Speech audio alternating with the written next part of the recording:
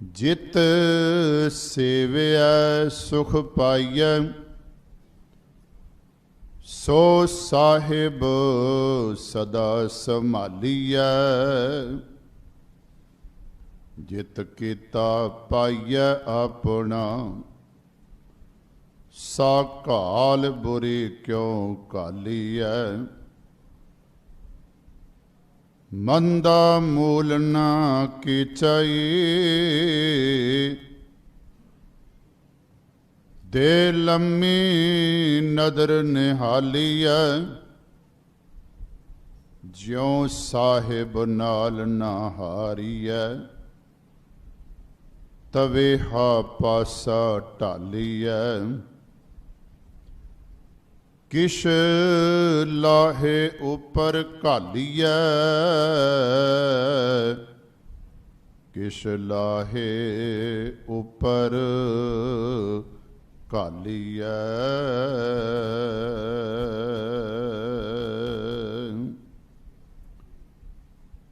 वाहिगुरु जी का खालसा, वाहिगुरु जी की फतेह।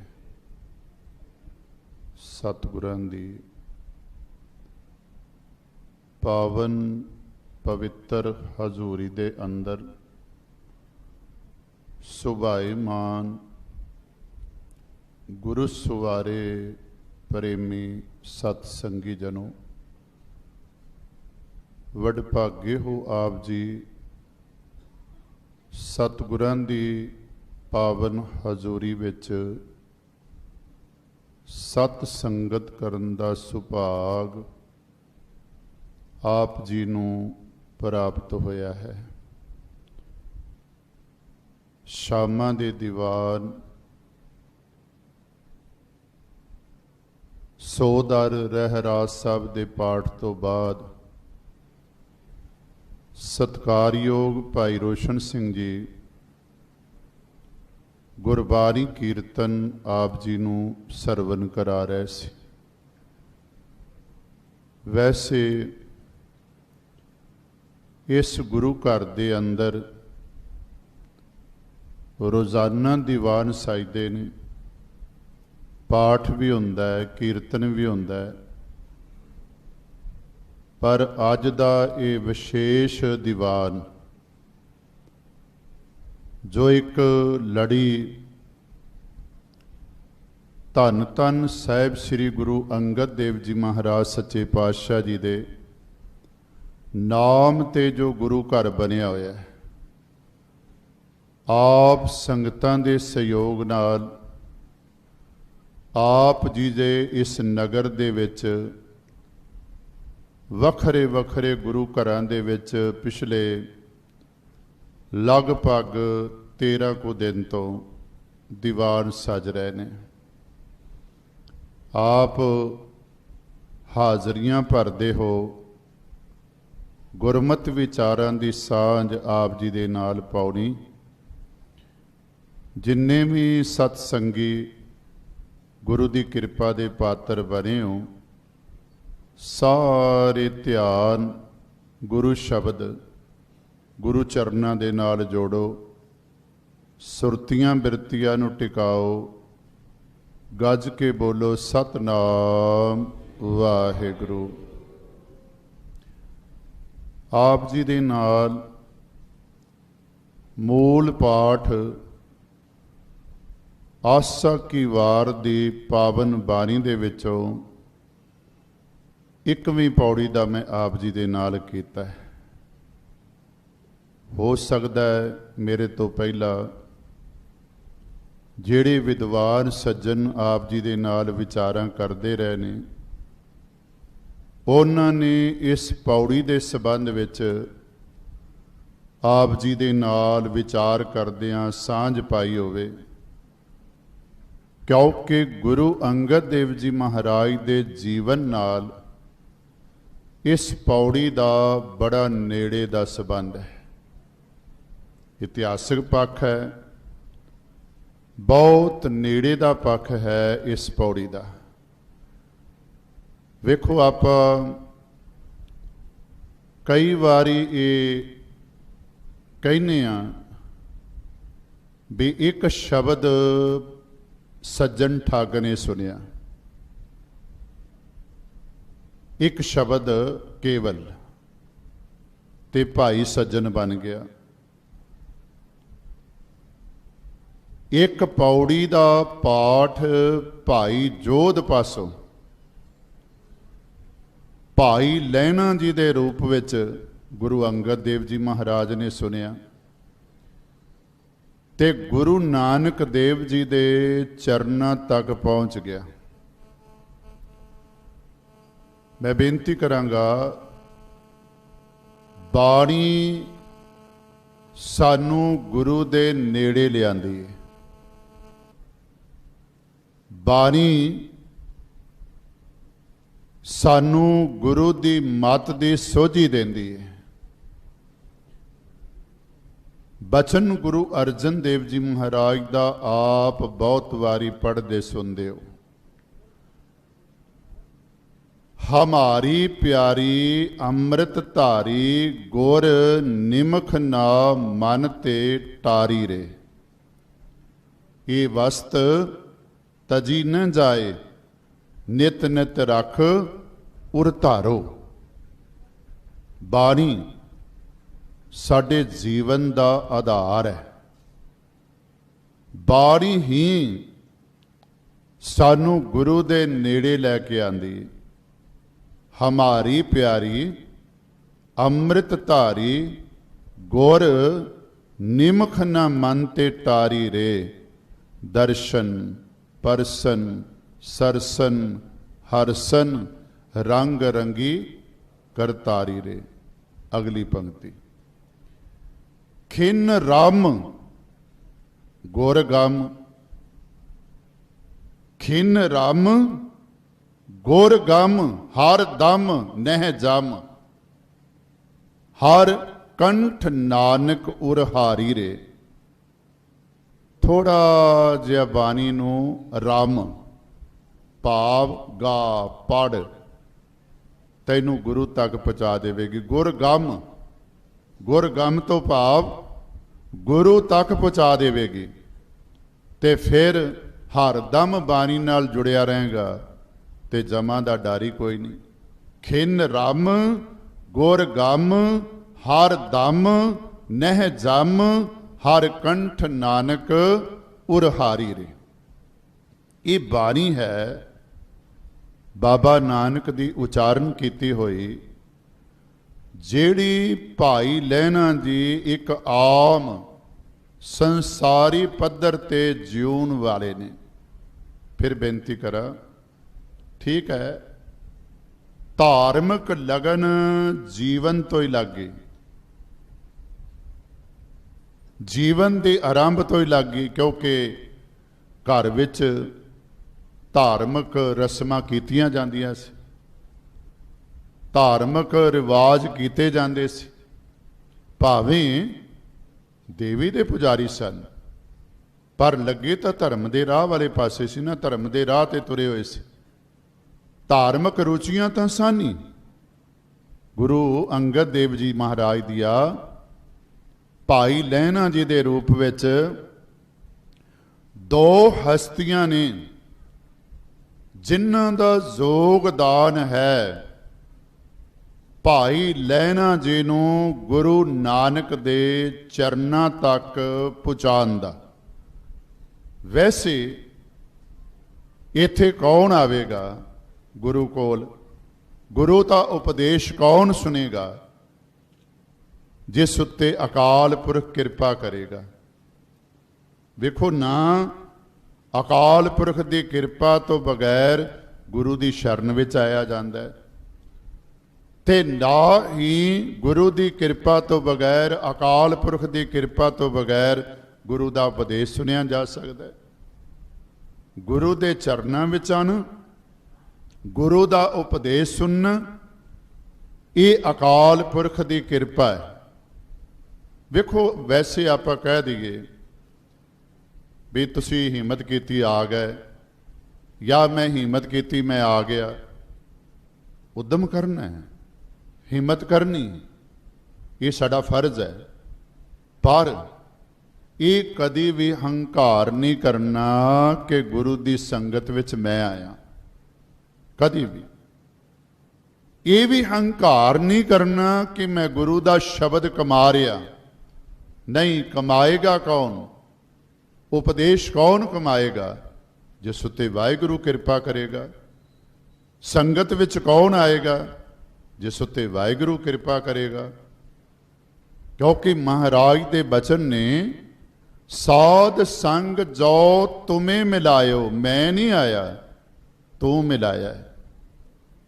ਸਾਧ ਸੰਗ ਜੋ ਤੁਮੇ ਮਿਲਾਇਓ, ਤੋ ਸੁਣੀ ਤੁਮਾਰੀ ਬਾਣੀ।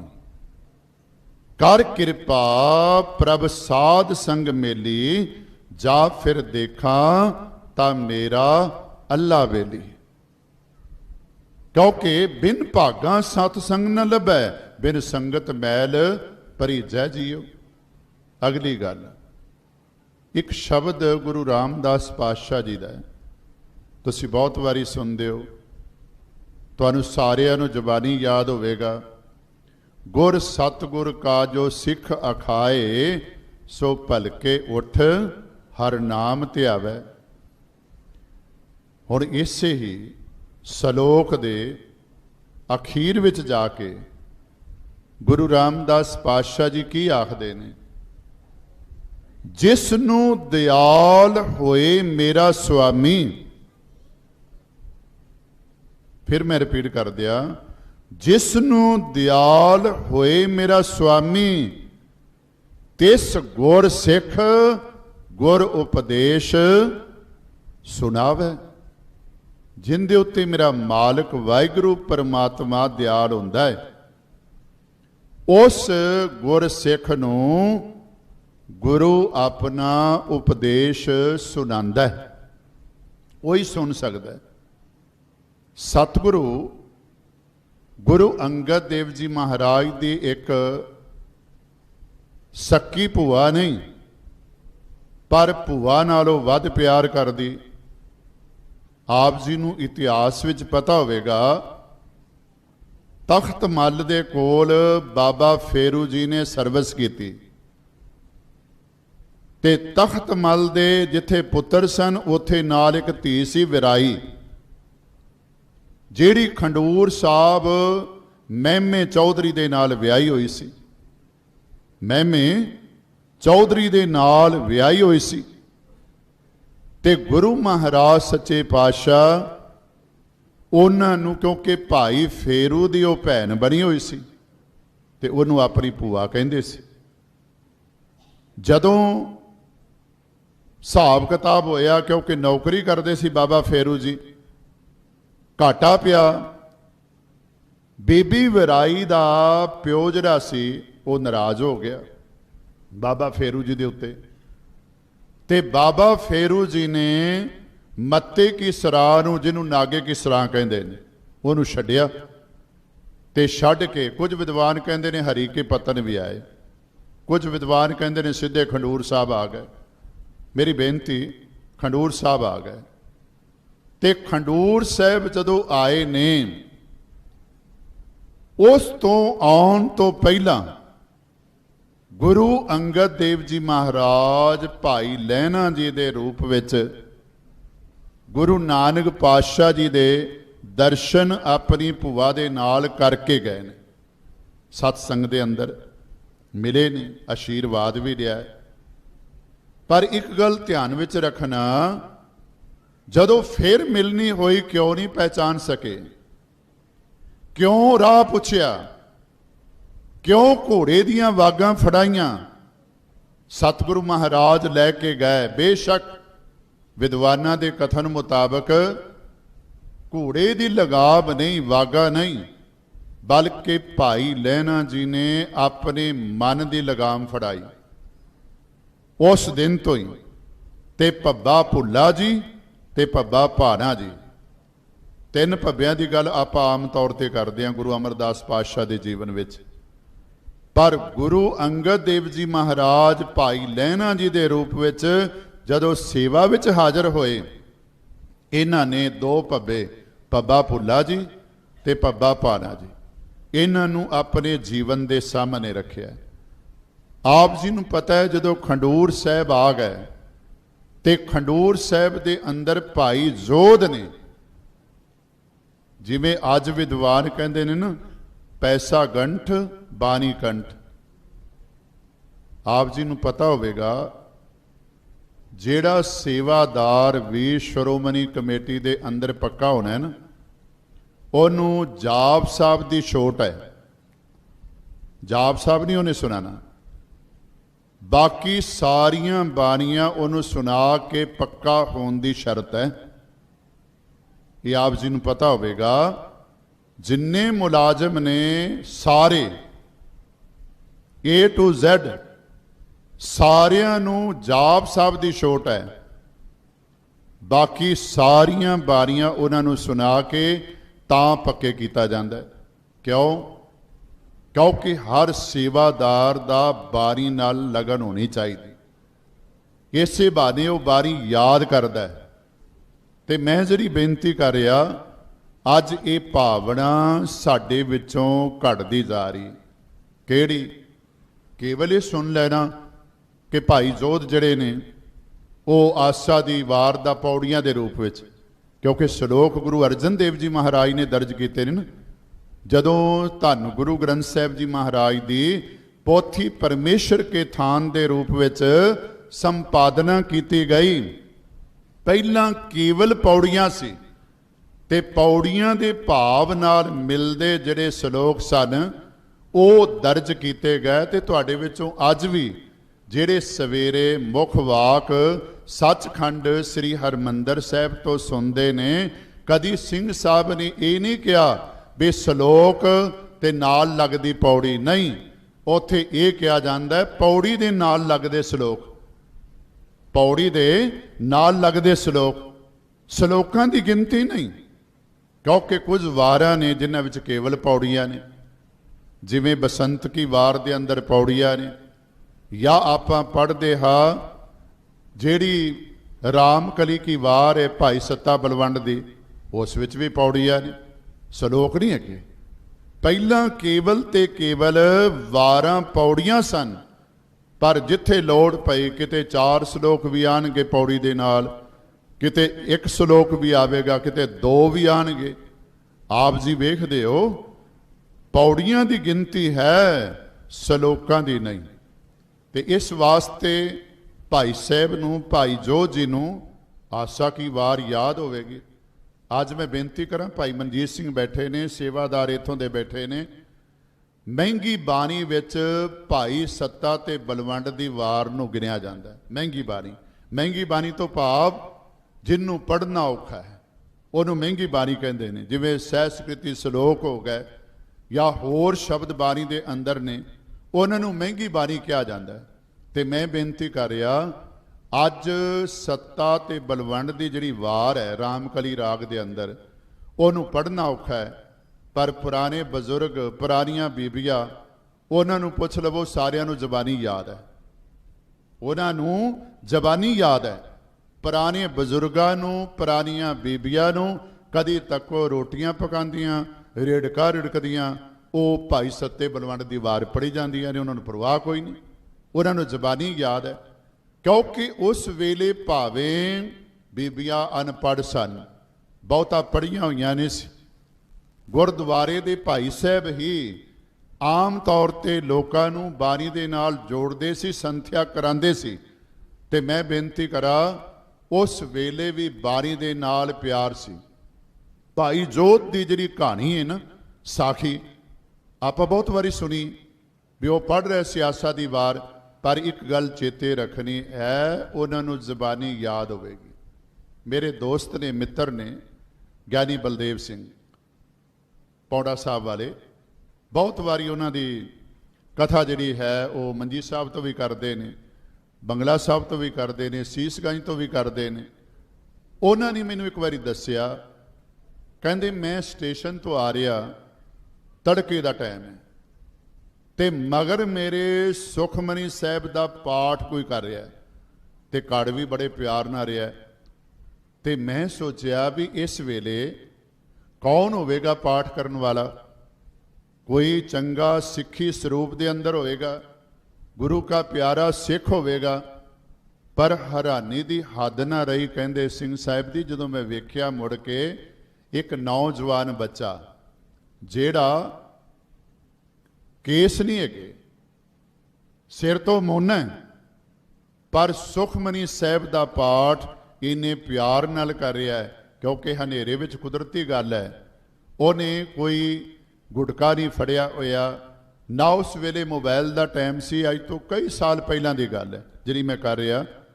वो कहंदे भी पाठ करदा करदा मगर आ रहा, तो मैं बड़ा हैरान होया भी वेखो इस बच्चे नूं कित्थों लटक लगी। उन्हें फिर दस्सिया मेरी दादी माँ पाठ करदी सी, मेरी माँ करदी सी, उन्हां दे कोलों हौली हौली मैं करना शुरू कर दिता, मैनूं ज़बानी याद हो गया। मैं बेनती कर रहा हाँ, बाणियां कहानियां पुत सपुत करेन। ये नहीं कि गुरु अंगद देव जी का आपां आगमन पुरब मना लिया, इन्ने गुरुद्वारियां विच दीवान सजा लै या इन्ने तरह का लंगर छक लिया, नहीं।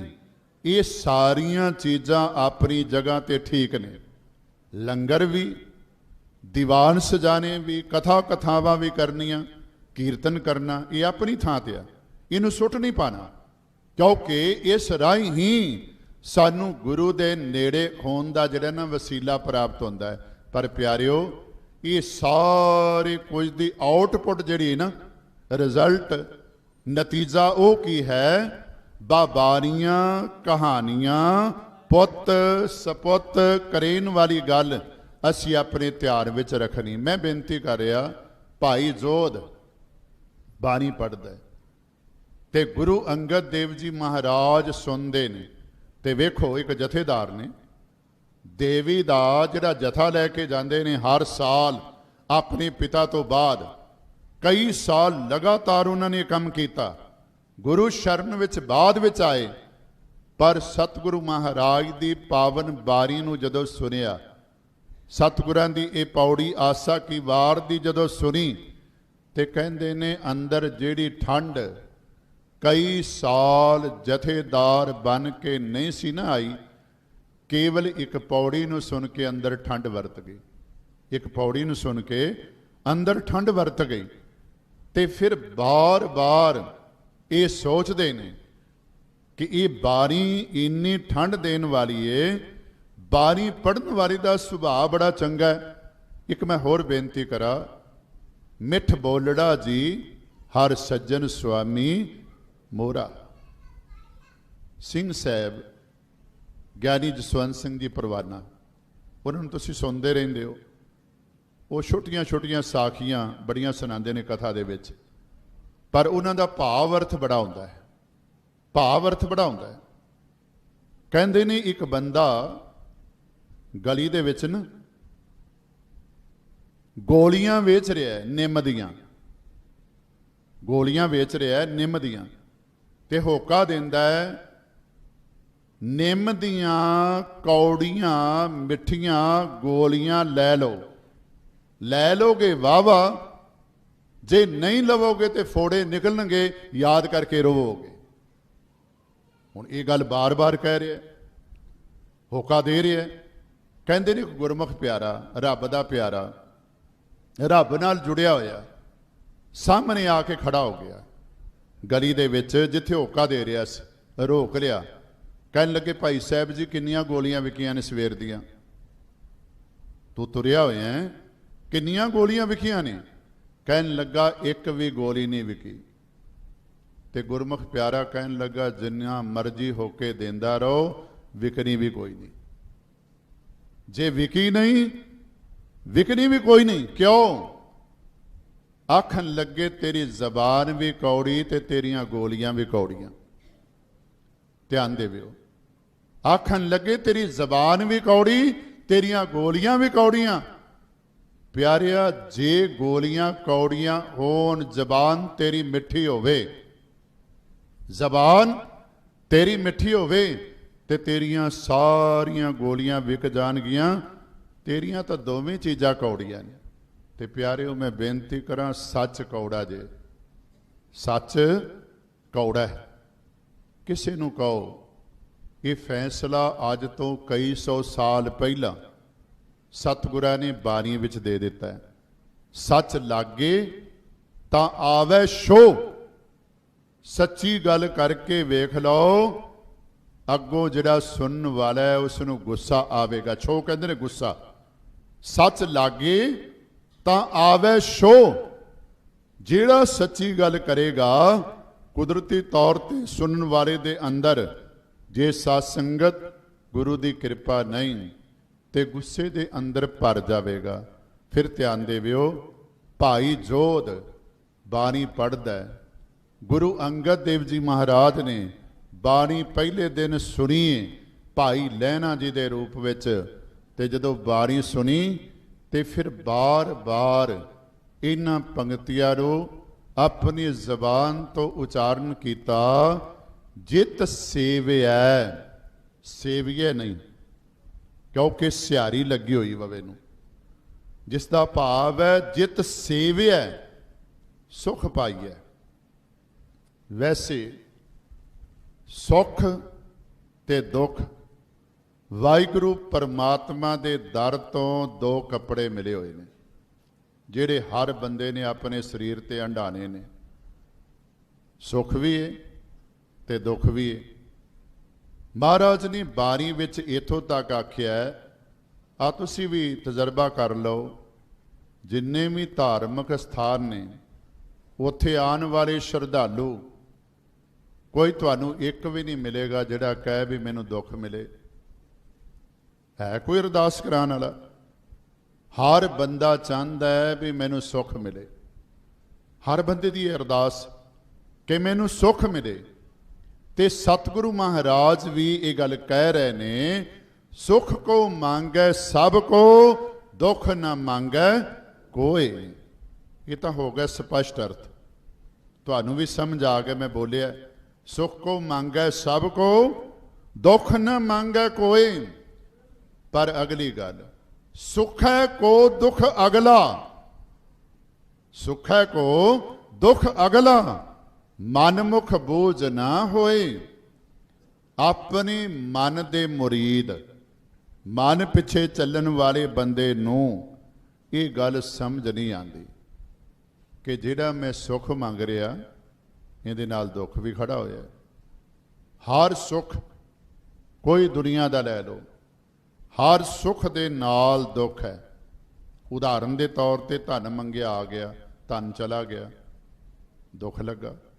ਪੁੱਤਰ ਮੰਗਿਆ, ਪੁੱਤਰ ਆ ਗਿਆ, ਪੁੱਤਰ ਚੰਗਾ ਨਹੀਂ ਨਿਕਲਿਆ ਤੇ ਦੁੱਖ ਆ ਗਿਆ ਨਾ। ਹਰ ਚੀਜ਼ ਜਿੱਥੇ ਸੁੱਖ ਦਿੰਦੀ ਉੱਥੇ ਨਾਲ ਦੀ ਨਾਲ ਦੁੱਖ ਵੀ ਦਿੰਦੀ। ਤੇ ਮੈਂ ਕਈ ਵਾਰੀ ਸੰਗਤਾਂ ਦੇ ਨਾਲ ਇਹ ਬਚਨ ਸਾਂਝਾ ਕਰਦਾ ਵੀ ਬੰਦਾ ਆਪਣੇ ਦੁੱਖ ਨੂੰ ਘਟਾਉਣ ਵਾਸਤੇ ਫਟ ਕਹਿ ਦਿੰਦਾ, ਬਾਬਾ ਨਾਨਕ ਨੇ ਫੈਸਲਾ ਦਿੱਤਾ ਹੈ ਜੀ, ਵੇਖੋ ਸਾਰਾ ਸੰਸਾਰ ਹੀ ਦੁਖੀ ਹੈ, ਜੇ ਮੈਂ ਦੁਖੀ ਹਾਂ ਤੇ ਕੀ ਹੋ ਗਿਆ? ਜੇ ਮੈਂ ਦੁਖੀ ਹਾਂ ਤੇ ਕੀ ਹੋ ਗਿਆ? ਸਾਰਾ ਸੰਸਾਰ ਹੀ ਦੁਖੀ ਹੈ। ਪਰ ਨਹੀਂ ਪਿਆਰਿਓ, ਜਿਹੜੇ ਬਾਣੀ ਨੂੰ ਪੜ੍ਹਨ ਵਾਲੇ ਨੇ ਉਹਨਾਂ ਨੂੰ ਪਤਾ ਹੈ ਸਾਰਾ ਸੰਸਾਰ ਦੁਖੀ ਨਹੀਂ। ਹਾਂ, ਬਹੁ ਗਿਣਤੀ ਦੇ ਅੰਦਰ ਘੱਟ ਗਿਣਤੀ ਵਾਲੇ ਵੀ ਲੈ ਜਾਂਦੇ ਨੇ। ਸਾਧ ਸੰਗਤ, ਇੱਕ ਪਿੰਡ ਦੇ ਵਿੱਚ ਬੰਦੇ ਮਾੜੇ ਜ਼ਿਆਦਾ ਹੋਣ, ਚੰਗੇ ਘੱਟ ਹੋਣ, ਤੇ ਆਈ ਕਿਹਾ ਜਾਂਦਾ ਨੇ ਇਸ ਪਿੰਡ ਦੇ ਬੰਦੇ ਸਾਰੇ ਹੀ ਮਾੜੇ ਨੇ।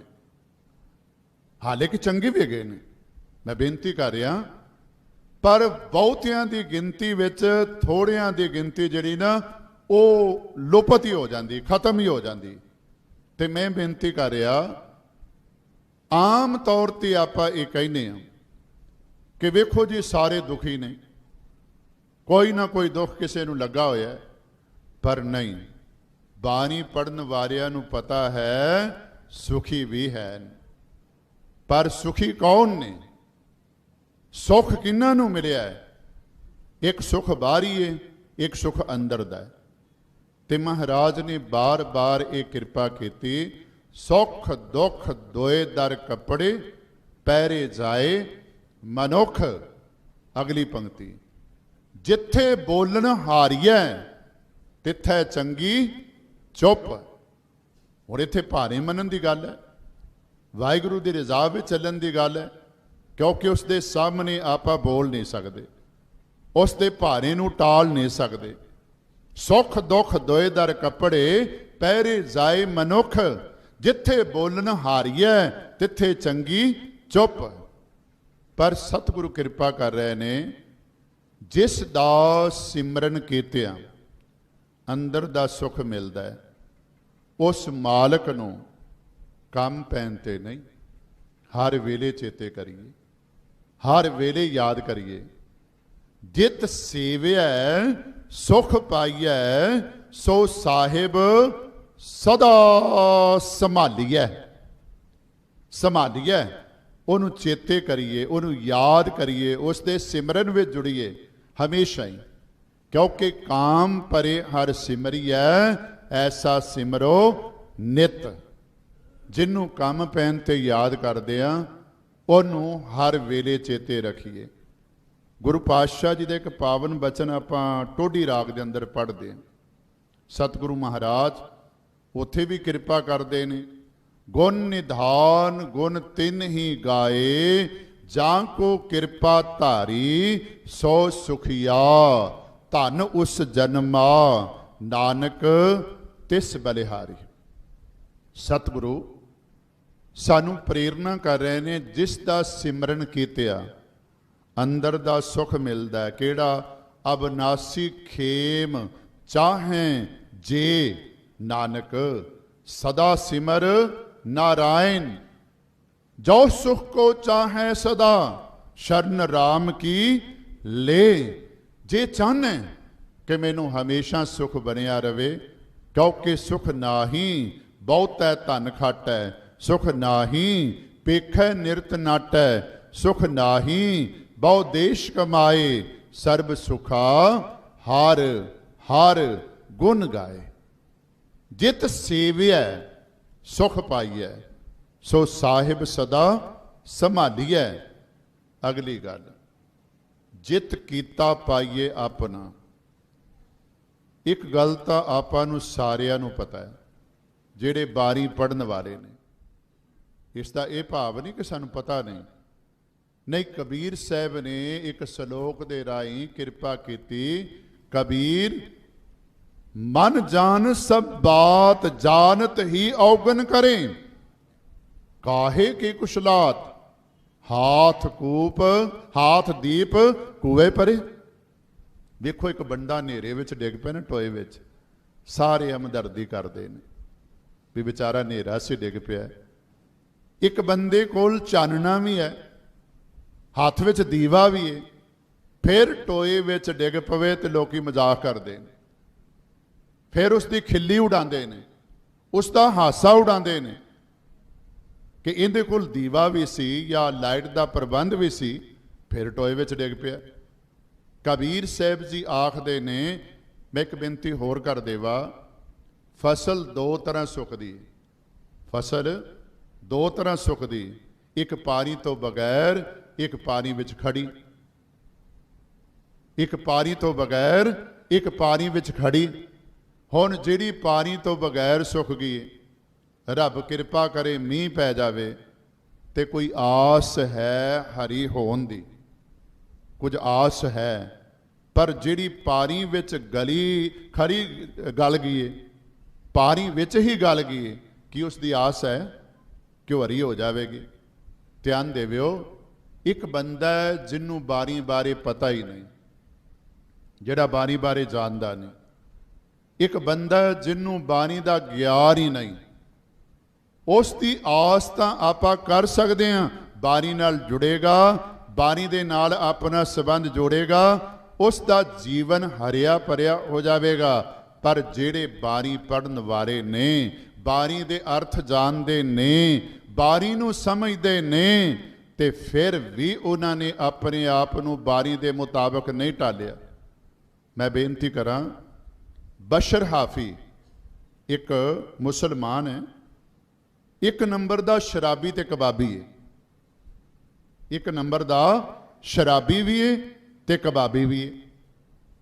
ਹੁਣ ਉਹਨੇ ਕੀ ਕੀਤਾ ਹੈ? ਐਸਾ ਕਰਮ जिस करके बगदाद शहर दे पीर अब्दुल्ला नूं आकाशवाणी होई कन्नां दे अंदर कि मेरा सुनेहा बशर हाफी नूं देवी, बशर हाफी नूं देवी कि तू मेरा कलाम उच्चा कीता, मैं तैनूं उच्चा कीता। हुण अब्दुल्ला भुल गया, नहीं अगले दिन उन्हें सुनेहा दिता, फिर आवाज़ आई, तीजे दिन फिर आवाज़ आई। हुण अगले दिन उठ के अब्दुल्ला बाशी जिहड़ा बशर हाफी ना उन्होंने लभण वास्ते तुर पिया, लभण वास्ते भी किते होवेगा किसी पीरखाने दे अंदर या किसी पीरां दी जमात विच बैठा होवेगा, पुछदा फिरदा सारे बगदाद दे अंदर, कितों नहीं पता लगता। आखिरकार एक जगह ते उन्हें पुछया तो कोई बंदा बशर हाफी का जिहड़ा सी ना वाकफ सी, वो कहन लगा प्यारिया उन्हें तेनू पीरखानिया विच कोई नहीं मिलना, वो पीरखानिया विच नहीं मिलेगा, वो तो एक नंबर का शराबी ते कबाबी है, वो तेनू मिलेगा कबाब खाने दे विच, शराब खाने दे विच, वो नहीं तेनू इत्थे नहीं मिलना। हुण अब्दुल्ला पीर जिहड़ा है ये एक शराब खाना दूजा तीजा चौथा घूमदा रहा, एक जगह बैठा होया बशर हाफी नज़र आ गया। ध्यान देवो, कई बारी बहुत सारे लोग गुरुद्वारे दे बाबियां उत्ते भाइयां उत्ते सवाल करते हैं, बाबा जी तुसी इत्थे किवें? मेरी बेनती बाबा जी नूं कहणगे भावें आप किरपान पाई होवे, अमृत छकिया होवे, बाणी पढ़दा होवे, जिम्मेवार होवे, पर बाबा जी नूं पुछेगा बाबा जी तुसीं इत्थे क्यों? मैं बेनती कर रहा, बाबा जी कोई जवाब नहीं दे सकते, हाले कि बाबा जी कहन तुसीं इत्थे किवें, क्योंकि गल तां बराबर है ना। एक बाणी गुरुद्वारे पढ़ के सुना रहा है, दूजा बाणी दे नाल जुड़िया होया है। शर्तां महाराज ने जदों खंडे बाटे दा अमृत छकाया अपने सहित कोई ढिल नहीं दिती, मैं बेनती कर रहा कोई ढिल नहीं दिती कि गुरुद्वारे रहन वालियां वास्ते आ शर्तां होणगियां ते दूजियां वास्ते जिन्हां अमृत छकिया आ शर्तां होणगियां, नहीं, शर्तां गुरु गोबिंद सिंह जी महाराज ने गोबिंद राय तो गोबिंद सिंह बनन वास्ते शर्त अपने वास्ते भी वही रखी जिहड़ी पंजा प्यारियां वास्ते रखी। मैं बेनती कर रहा जिहड़ी पंजा प्यारियां वास्ते शर्त रखी गई ओहो ही कलगीधर महाराज नूं सारियां शर्तां रहतां कुरैतां बानियां जो कुछ भी जीवन के अंदर रखनियां ने सतगुरु महाराज नूं भी उहिओ सुनाईयां गईयां। मैं बेनती कर रहा इस विच कोई ढिल नहीं कि गुरुद्वारे वाले सिख जिहड़े ने उन्हां वास्ते वखरियां रहतां ने या जिहड़े दूजे ने उन्हां वास्ते वखरियां रहतां ने, नहीं, रहत इक्को इस प्यारिओ, कुरैतां भी उही ने। पर मैं बेनती कर रहा हाँ अज बहुत सारे जिहड़ी मैं तुहाडे नाल साखी सांझी कर रहा, इस विच बशर हाफी मजाक करदा है, बशर हाफी मजाक करदा है, कहंदा है अब्दुल्ला जी पीर जी अज शराब खाने दे अंदर किवें? सवाल है बशर हाफी दा पीर जी दे उत्ते कहंदा अज शराब खाने दे अंदर किवें? तां उस वेले बगदाद पीर ने आख्या कमबख्ता मैं तां शराब खाने दे मगरों भी नहीं लंघदा, तेरा सुनेहा देन वास्ते आया, तेरे करके आना पिया है, तेरे करके आना पिया है। ते बशर हाफी कहंदा मेरे करके? हाँ, कहंदे तेरे करके। की सुनेहा है? रब दा सुनेहा लैके आया। की सुनेहा है मेरे वास्ते? बगदाद दा पीर कहंदा अब्दुल्ला कहंदा बस ये तेरे वास्ते सुनेहा है, रब ने ये गल कही है तू मेरा कलाम उच्चा कीता मैं तैनू उच्चा कीता। हुण अल्लाह तो वाह करदा करदा कन्नां नूं हथ ला के बशर हाफी बाहर भज्या, शराब खाने दे विचों कबाब छड्ड के बाहर भज्या। जदों बाहर भज्या ते अब्दुल्ला ने मगरों आवाज़ मारी, कहन लगा भी किरपा कर, ना सुनेहा देन वाले ने गल खोली है ना तू दस्या भी सुनेहा की है, गल गोल मोल रह गई, ना उदों मेरे कुछ पल्ले पिया ना हुण कुछ पल्ले पिया। सुनेहा देन वाले ने दे दिता, तू लै लिया। पर इसका मैनू तो कोई समझ नहीं आई, मेरे पल्ले भी कुछ पा। हुण बशराफी ने एक गल कही। बशराफी कहन लगा, मैं नित की तरह शराब पी के अपने घर नूं जा रहा सी। कहंदा भी चंद्रमा की लाइट, चांदनी रात, ते मेरा ध्यान गया कुरान दा अद्धा पत्रा किसी ने पाड़ के सुटिया होया सी। कुरान दा अद्धा पत्रा किसी ने पाड़ के सुटिया होया सी। ते कहंदे ने मैं चुक लिया। मैं वो जिहड़ा पत्रा सी चुक लिया, ते जिथे मेरे घर दे अंदर चंगी थां सी, चंगी जगह सी, मैं उत्थे साफ सुथरी जगह ते जाके टिका दिता। मैं उत्थे जाके टिका दिता। पर रब जे मेरे इन्ने कर्म करते, मेरे उत्ते इन्ना फजल करदा है, मेरे उत्ते इन्नी कृपा करदा है। कहन लगा अब्दुल्ला पीर, जे मैं कुरान नाल जुड़ जावांगा, जे मैं अल्लाह दे नाल जुड़ जावांगा, मेरे उत्ते किन्ना रहम होएगा, किन्नी कृपा होएगी। प्यारिओ, आपा भी पढ़दे हां, जित पीते मत दूर होए, बरल पवै विच आए, अपना पराया ना पछानाई, खसमों धक्के खाए। ध्यान देविओ, पढ़दे हां, सानू पता है, सारियां नू पता है, ये गल आपा जानदे हां। सतगुरु महाराज ने पावन बाणी दे अंदर ये गल कही है। शायद मैं मंजी साहब गुरु घर तो आप जी दे नाल गल सांझी कीती होवे। बाबा अतर सिंह जी मस्तू आने वाले महापुरुष खेतों के विचों जा रहे हैं। जिमीदार मशकरी करता है, कहता बाबा जी आ जाओ, मौसम बहुत वधिया है। आ कई बारी भाई साहब नूं भी आवाज़ां मारन लग पैंदे ने, ਜਿਹੜੇ कोई संगी होंदे ने, किहड़ा कोई वेखदा पिया, बाबा जी आ जाओ, कोई नहीं वेखदा, मैं बेनती कर रहा। उस बंदे ने भी मशकरी की, कहन लगा बाबा जी मौसम बहुत वधिया है, आओ बह के घुट घुट लाइए। तो बाबा जी ने की आख्या, बाबा अतर सिंह ने की आख्या, कहन लगे भले मानसा ये काम तुरद्या फिरद्या नहीं होंदे, किते बह के आराम नाल आपां छकांगे। वेखो उधार किवें करना है, भला किवें करना है। मैं बेनती कर रहा सी, मिठ बोलड़ा हर सज्जन स्वामी मोरा, हौ संभल थकी जी वो कदे ना बोले कौड़ा। जे गुस्से वाले होंदे ते बाबा जी कहंदे तेरी हिम्मत किवें पई मैनूं ये गल कहण दी। नहीं, कहन लगे किते बह के पीवांगे। नाल लै लिया। अगे एक दरख्त आया, खड्ड चल रही सी, पानी चल रहा सी, ते बाबा जी ने कहा भी इत्थे बह जा। बाबा जी ने कहा भी इत्थे बह जा, आ जा, बहुत वधिया इत्थे स्थान है, बड़ा वधिया मौसम है, ते हुण पा मौका है। जदों ने प्याले विच शराब पाई ते बाबा अतर सिंह जी ने दरख्त के थल्ले कुत्ता बैठा होया सी, दरख्त के थल्ले कुत्ता बैठा होया सी, ते बाबा जी ने चुक के उसके अगे रख दी। हुण जदों रखी ते कुत्ते ने सूंघी तक भी नहीं, कुत्ते ने सूंघी तक भी नहीं। उस वेले बाबा जी ने एक गल कही, कहन लगे 84 लाख जूनी का तू सरदार है, तो मैं बेनती करा सरदार भी वोटां पवा के कोई नहीं बनया। आ वोटां दा जोग है ना, ते जिंदियां वोटां वध वो सरदार बन जाएगा, वो आगू बन जाएगा। 84 लाख जूनी का सरदार है कौन बंदा, 84 लाख जूनी का सरदार है ये बंदा। पर ध्यान दिओ इन्हें वोटां कोई नहीं पवाइयां, बाकियां नूं पुछया भी नहीं। आ शेर वर्गे हाथी वर्गे बड़े ताकतवर होर भी जानवर ने, पर इन्हें किसी नूं पुछया भी नहीं, सरदार बन गया। किस करके?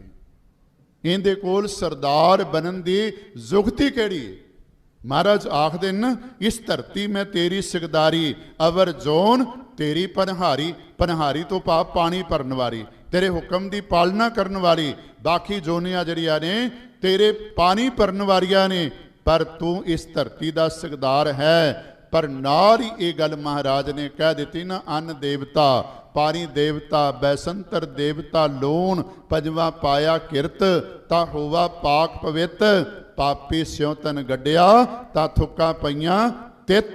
क्योंकि करतूत पशु की, मानस जात लोक पचारा, करे दिन रात। एक विद्वान कहता है, वो कहता बंदा आया बंदे की जोनी विच, मर जाए कुत्ते की मौत, ते साथ संगत इस नालों माड़ा होर की हो सकता है।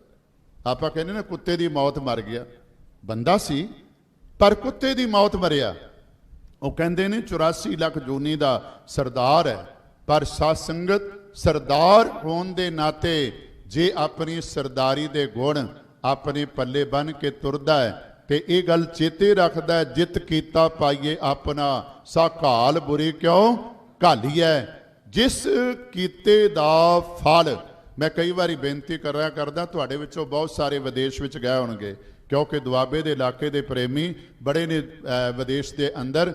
आप जी नूं पता होवेगा, ज़ाहरा कतल कीता होवे, साध संगत उदों तक बंदे नूं कुछ नहीं कहा जाता जदों तक उस दे उत्ते जिहड़ा है ना कीता होया जुल्म दा केस उगड़ नहीं आंदा। ते दूजी गल होर, बाकी जियां नूं कोई कुछ नहीं कहेगा, मां नूं, प्यो नूं, भरावां नूं, भैणां नूं कोई कुछ नहीं कहेगा।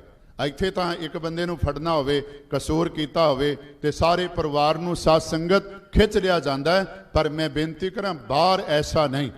ਜਿਨਨੇ ਕਸੂਰ ਕੀਤਾ ਹੈ ਫਲ ਉਹਨੂੰ ਹੀ ਭੋਗਣਾ ਪਵੇਗਾ। ਅਸੀਂ ਕਈ ਵਾਰੀ ਕਲਯੁਗ ਨੂੰ ਮਾੜਾ ਕਹਿ ਕੇ ਆਪ ਬਰੀ ਹੋ ਜਾਂਦੇ ਹਾਂ, ਕਲਯੁਗ ਨੂੰ ਮਾੜਾ ਕਹਿ ਕੇ ਆਪ ਬਰੀ ਹੋ ਜਾਂਦੇ ਹਾਂ। ਪਰ ਨਹੀਂ ਪਿਆਰਿਓ, ਮਹਾਰਾਜ ਆਖਦੇ ਨੇ ਕਲਯੁਗ ਸਾਰੇ ਯੁਗਾਂ ਦੇ ਨਾਲੋਂ ਚੰਗਾ ਜੇ, ਸਾਰੇ ਯੁਗਾਂ ਦੇ ਨਾਲੋਂ ਚੰਗਾ ਜੇ। ਕਿਉਂਕਿ ਸਤਯੁਗ ਵਿੱਚ ਬੰਦਾ ਇੱਕ ਗਲਤੀ ਕਰੇ ਤੇ ਸਾਰੇ ਦੇਸ਼ ਨੂੰ ਸਜ਼ਾ। ਧਿਆਨ ਦੇਵਿਓ, ਤ੍ਰੇਤੇ ਦੇ ਵਿੱਚ ਇੱਕ ਪਿੰਡ ਦੇ ਵਿੱਚ ਬੰਦਾ ਗਲਤੀ ਕਰੇ, ਸਾਰੇ ਪਿੰਡ ਨੂੰ ਸਜ਼ਾ। ਤੇ ਦੁਆਪਰ ਦੇ ਵਿੱਚ ਕੀ ਹੋਇਆ? ਦੁਆਪਰ ਦੇ ਵਿੱਚ ਪਰਿਵਾਰ ਵਿੱਚ ਇੱਕ ਬੰਦਾ ਗਲਤੀ ਕਰੇ, ਸਾਰੇ ਪਰਿਵਾਰ ਨੂੰ ਸਜ਼ਾ। पर महाराज आखते ने कलयुग के अंदर की है, ऐ कर करे सो ऐ कर पाए, कोई ना पकड़िए किसे थाए। सिमरन भजन दया ने कीनी, तौ मुख चोटा खाएगा। धर्म राय जब लेखा मांगे, क्या मुख लेके जाएगा। क्योंकि बहु परपंच कर पर धन लियावै, सुत दारा पे आन लुटावै। मन मेरे भूले कपट न कीजै, अंत नबेरा तेरे जी पै लीजै। महाराज आखदे ने जित कीता पाइए अपना, सा घाल बुरी क्यों घाली है। मंदा मूल ना कीचई, मूल दा भाव मूलों ही मुढ़ों ही। मंदा बिल्कुल अपने जीवन दे अंदर नहीं करना, भाव मंदा कर्म नहीं करना। क्योंकि आप जी गुरु अर्जन देव जी महाराज का एक श्लोक सहस्कृति श्लोकां दे अंदर पढ़दे हो, न बिलंब धर्मं बिलंब पापं। हुण इहदे अर्थ आपां इउं करांगे भी धर्म दा कर्म करदियां देर ना कर, पर पाप दा कर्म करदियां देर कर। हुण की इजाजत मिल गई भी पाप करना, इसका भाव तो इहो होया ना, न बिलंब धर्मं बिलंब पापं। धर्म दा काम करदियां देर नहीं करनी, पाप दा काम करदियां देर करनी। एक गल तां समझ आ गई कि पाप कर्म आपां कर सकते हैं जे आपां आखरी अर्थ इस पंक्ति दे करिए। पर ध्यान देविओ प्यारिओ, आप जी ये गल भरी प्रकार जानते हो। कई बारी आपां कहने भी थोड़ा जिहा संभल जाते, थोड़ा जिहा समय दी विचार कर लेंदे ते ऐस कर्म तो बच जाना सी।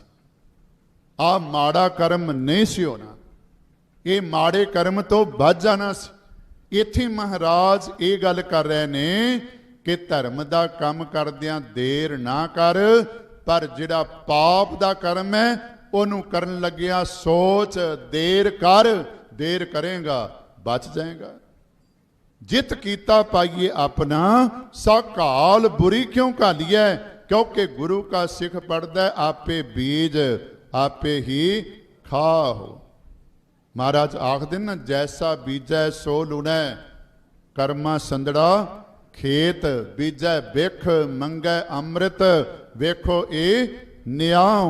महाराज आखदे ने जित कीता पाइए अपना, सा घाल बुरी क्यों घाली है। मंदा मूल ना कीचई, दे लम्मी नदर निहाली है।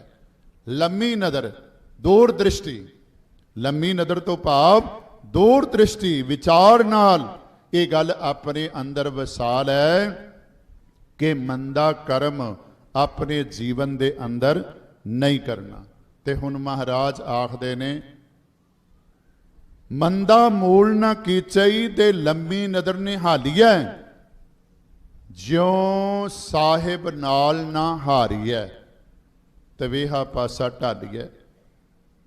साध संगत किन्ने को संसार विच लोक ने जिन्हां दे नाम नाल ज्योति जोत समान दी गल वरती जांदी। ज्योति जोत किन्ने को ने आपां भगतां नाल गुरु साहिबान नाल या होर जिहड़े शहीद ने उन्हां दे नाल तां ये शब्द वरत लैने, पर संसारी बंदियां दे नाम नाल तां ये अर्थ नहीं वरते जा सकते।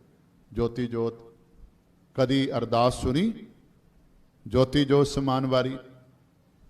ज्योति जोत कौन समानगे?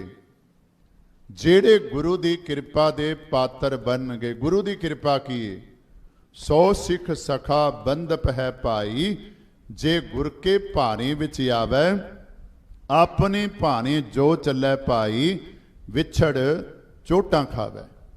गुरु अंगद देव जी का आपां मना रहे हैं आगमन पुरब। ते प्यारिओ मेरी दो हाथ जोड़ के बेनती है, पहला श्लोक है बलिहारी गुर आपने द्योहाड़ी सदवार, जिन मानस ते देवते किए करत न लागी वार। हुण अगे महला दूजा है, जे सो चंदा उगवें सूरज चढ़े हजार, एते चानन होंदिया गुर बिन घोर अंधार। क्योंकि आपां सवैयां विच भी ये पढ़ते हैं, गुरु तो बगैर कुप हनेरा, गुर बिन घोर अंधार, गुरु बिन समझ न आवे। महाराज कृपा करते ने ज्यों साहिब नाल ना हारीऐ, तवेहा पासा ढालीऐ। खेड जीवन दे अंदर खेड़ीए, पर केड़ी? ओ खेड खेड़ीए जिस दे खेडन नाल असी जीवन दी बाजी इस मात लोक चों हार के ना जाइए। चले जुआरी दोए हाथ झाड़ वाली गल ना बने, बल्कि साडे जीवन दे अंदर ये अखर वरते जान, गुरमुख जन्म सवार दरगाह चलिया, सच्ची दरगाह जाए सच्चा पिड़ मलिया। ये अखर साडे नाम नाल वरते जान। दुनियावी तौर ते आपां वेखदे आ भी संसार दे विच साडी हार ना होवे, साडी हमेशा जित होवे। एक मैं पख आप जी दे नाल साझा कर ला। आप जी बाबा बंदा सिंह बहादुर दा जीवन पढ़दे हो, जदों अखीर वेले बंदा सिंह बहादुर नूं परेशान करन दे लई एक शुरा दे दिता गया ते आखिया अपने बच्चे दा जिहड़ा ना कालजा कढ, अपने बच्चे दा कालजा कढ। बंदा सिंह बहादुर कहन लगे नहीं, ये काम मैं नहीं करांगा। क्यों? कहंदे ने भी मेरे गुरु दा मेरे प्रति हुक्म है बच्चे उत्ते ते उस्त्री उत्ते वार नहीं करना। ये मत समझ कि मैं डर गया, ये मेरा बच्चा है, मैं इस उत्ते शुरा नहीं चलाना चाहता। नहीं, मेरे गुरु दा मेरे प्रति हुक्म है दुश्मन दा बच्चा भी होवे मैं उस उत्ते वार नहीं करांगा, मैं उस उत्ते भी वार नहीं करांगा। पर उन्होंने कोई लिहाज नहीं किया। साध संगत उन्होंने की किया? कालजा कढ़िया ते बंदा सिंह बहादुर दे मूँह विच तुन दिता, पा दिता। आंदरां कढ़ियां, जिहड़ियां आंदरां सी ना, वो कढ़ के बंदा सिंह बहादुर दे गल विच पा दित्तियां। बंदा सिंह बहादुर दे गल विच पा दित्तियां। ਜਦੋਂ ਪਾ ਦਿੱਤੀਆਂ ਤੇ ਫਿਰ ਦੁਸ਼ਮਣ ਕਹਿੰਦਾ ਬੰਦਾ ਸਿੰਘ ਬਹਾਦਰ ਨੂੰ ਇਹ ਕੀ ਏ, ਜੋ ਕੁਝ ਤੇਰੇ ਗੱਲ ਦੇ ਵਿੱਚ ਇਸ਼ਾਰਾ ਸੀ। ਤੇ ਬੰਦਾ ਸਿੰਘ ਬਹਾਦਰ ਨੇ ਬੜੀ ਜੁਰਤ ਦੇ ਨਾਲ ਜਵਾਬ ਦਿੱਤਾ, ਕਹਿਣ ਲੱਗੇ ਮੈਂ ਜਿੱਤ ਗਿਆ, ਤੁਸੀਂ ਹਾਰ ਗਏ।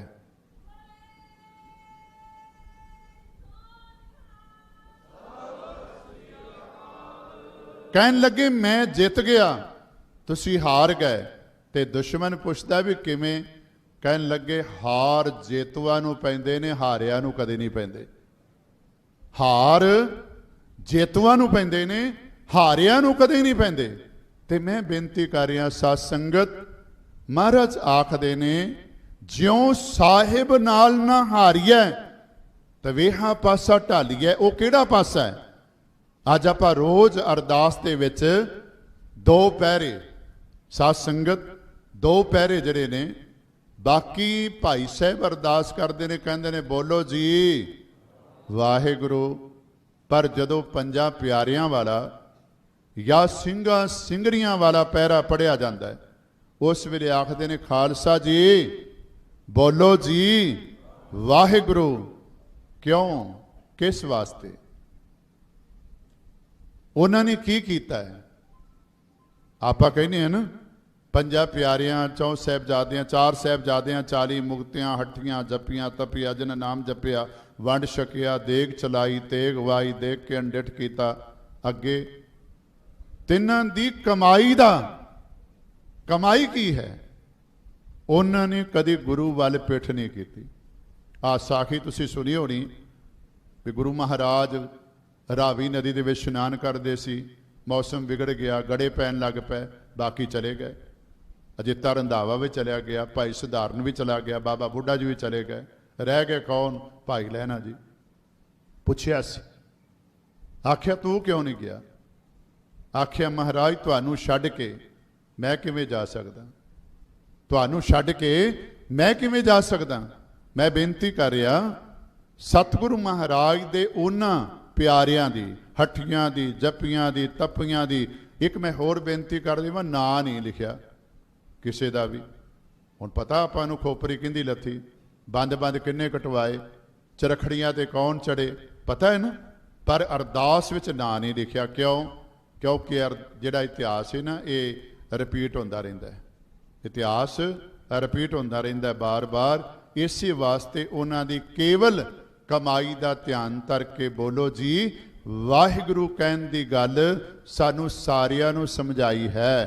ਤੇ ਫਿਰ ਬੇਨਤੀ ਕਰਾਂ, ਜਿਉਂ ਸਾਹਿਬ ਨਾਲ ਨਾ ਹਾਰੀਐ ਤਵੇਹਾ ਪਾਸਾ ਢਾਲੀਐ, ਕਿਛ ਲਾਹੇ ਉੱਪਰ ਘਾਲੀਐ। ਅਸੀਂ ਲਾਹਾ ਖੱਟਣ ਵਾਸਤੇ ਆਏ ਹਾਂ, ਕਿਉਂਕਿ ਪ੍ਰਾਣੀ ਤੂੰ ਆਇਓ ਵੀ ਆ ਰਹੀ ਹੈ ਤੇ ਆਇਆ ਵੀ ਆ ਰਿਹਾ। ਤੇ ਮੈਂ ਬੇਨਤੀ ਕਰਾਂਗਾ ਆਇਓ ਨਹੀਂ, ਆਇਆ। ਇਹ ਪਾਠ ਆਇਆ ਹੈ।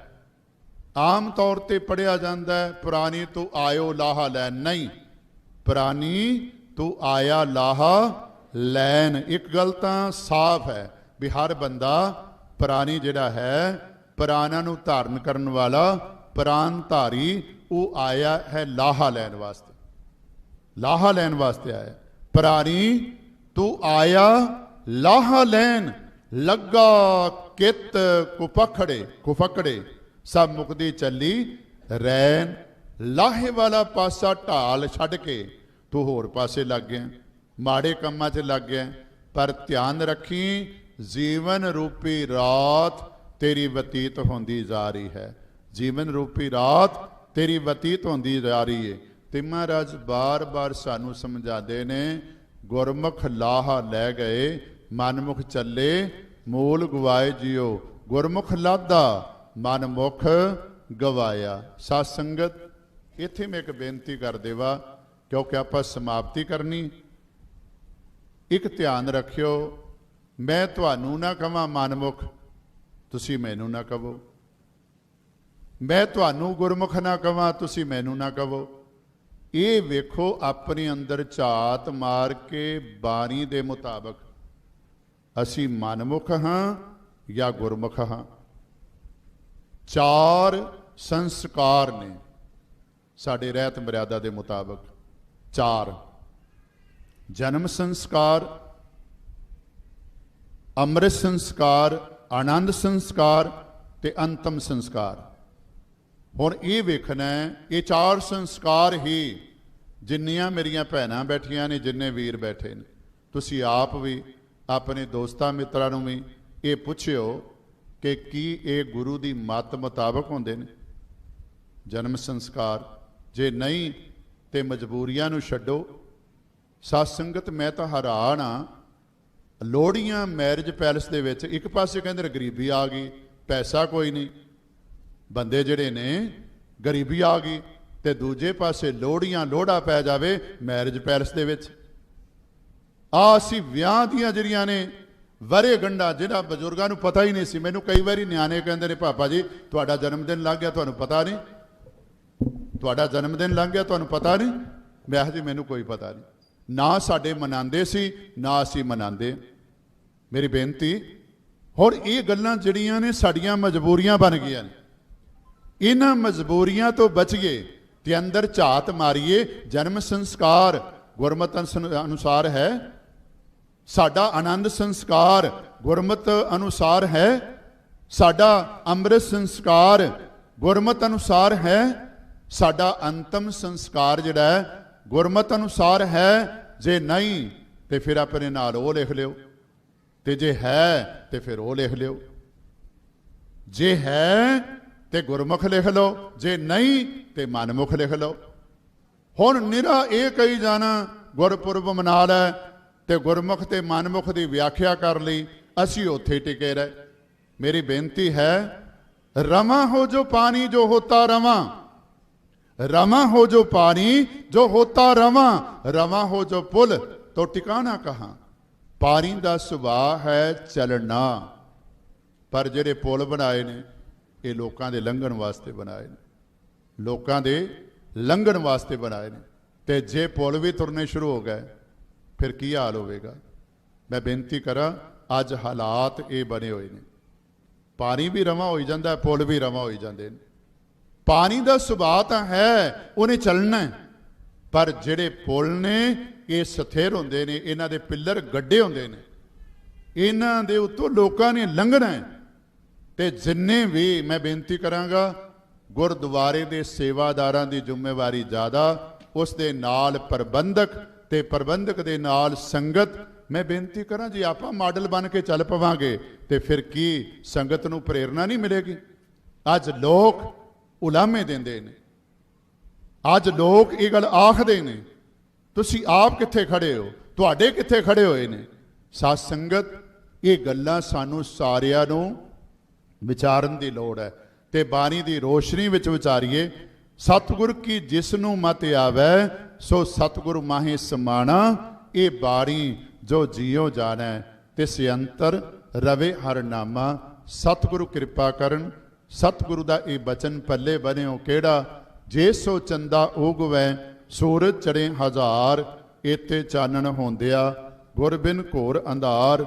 नानक गुरु ना चेतनी मन अपने सोचेत, छुट्टे तिल बुवाड़ ज्यों सुन्ये अंदर खेत, खेतै अंदर छुट्टिया कौ नानक सो ना, फलियां फुलियां बपड़े भी तन विच। सुवाह वाली गल जिहड़ी ना ये ना बने, बल्कि आपां गुरु वाले बनीए, बाणी ते बाणी दे धारनी होके अपने जीवन दे अंदर विचरीए। लख खुशियां पातशाहियां जे सतगुरु नदर करे वाली गल साडे जीवन दे अंदर आ जाएगी जी। इन्ने कु बचन आप जी दे नाल सांझे करदा होया फतेह बुलांदा हाँ। धन्नवाद सतगुरां दा, आप संगतां दा, भाई जरनैल सिंह जी, उन्हां दे संगी साथी जिन्ने भी, गुरु अंगद देव जी महाराज सच्चे पातशाह गुरु घर वाले, सत्कारयोग भाई मनजीत सिंह होरी, इस गुरु घर दे सारे प्रबंधक जिन्हां ने सद्दा दिता, आप जी दे सद्दे ते सतगुरां दे नाल कुछ बचन सांझे कीते ने। साध संगत भुल्लां चुकां दी खिमा जी। वाहिगुरू जी का खालसा